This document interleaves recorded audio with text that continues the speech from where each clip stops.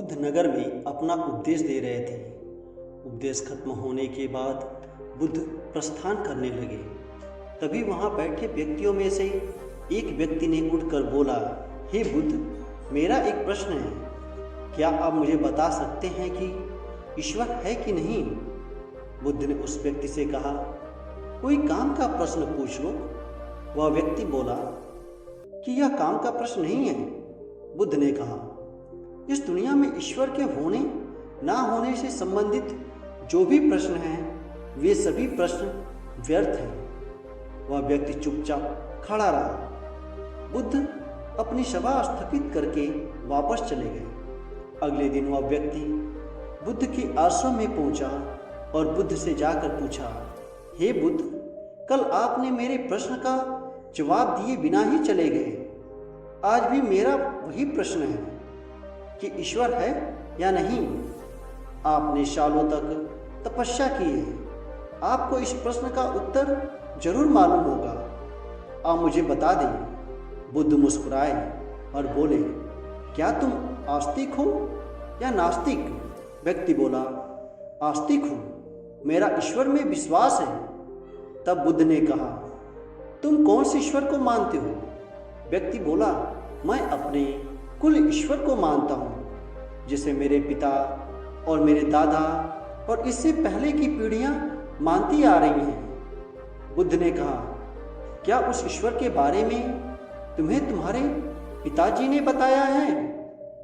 व्यक्ति ने बोला, हाँ, मेरे पिता ने ईश्वर के बारे में बताया है और मैंने कई महात्माओं, ज्ञानियों और साधु से इस बारे में चर्चा की है। उन सब ने बताया कि सृष्टि का निर्माण ईश्वर ने किया है। तब बुद्ध ने कहा, क्या सभी लोग एक ही ईश्वर को मानते हैं? तो व्यक्ति ने कहा, अलग अलग व्यक्ति अलग अलग ईश्वर को मानते हैं और पूजते हैं। बुद्ध ने कहा, क्या तुम्हें ईश्वर में पूर्ण विश्वास है और तुम पूर्ण आस्तिक हो?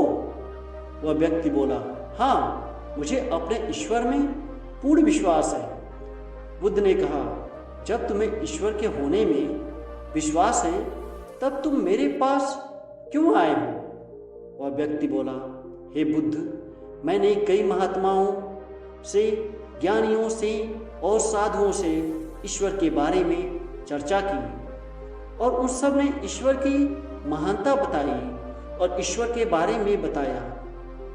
लेकिन कल जब मैंने आपसे यह प्रश्न पूछा तब आपने कहा यह व्यर्थ का प्रश्न है। तब मुझे आपके पास आना पड़ा।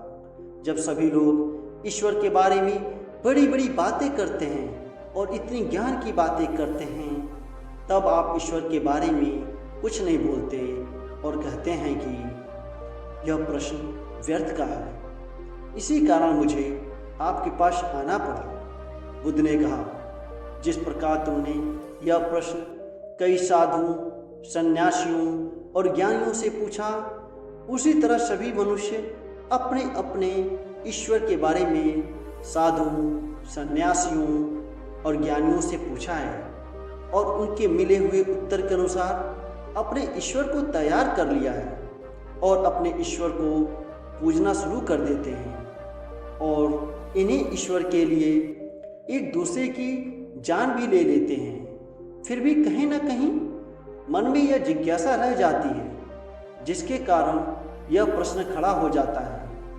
तब हम लगातार पूरा जीवन इसी बात में निकाल देते हैं, ईश्वर है या नहीं, और दूसरी तरफ हम अपने आप को आस्तिक भी कहते रहते हैं ताकि हमारा ईश्वर हमसे रुष्ट ना हो। इसी प्रकार तुम अपना प्रश्न लेकर मेरे पास आए हो कि ईश्वर है कि नहीं है।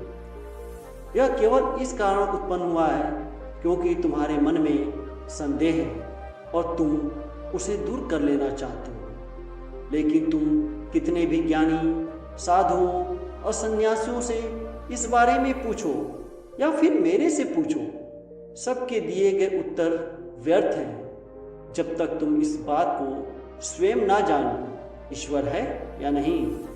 सिर्फ मान लेने से तुम दुविधा में रह जाओगे और संपूर्ण जीवन इसी में निकाल दोगे।